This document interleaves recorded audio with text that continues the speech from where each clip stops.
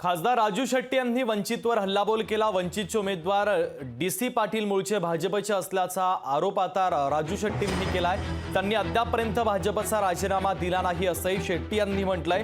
राजीनामा न देता वंचितकडून निवडणूक लढवतायत असंही राजू शेट्टी यांनी म्हटलंय।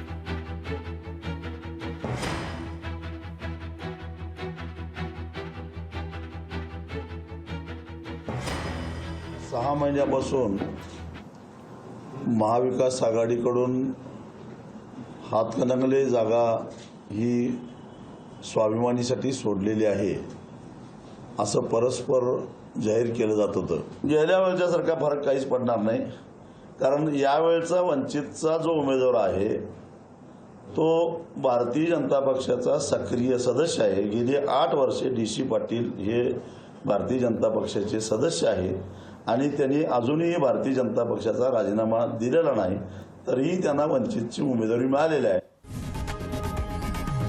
लोकशाही मराठी ऐका, पहा, जागरूक रहा।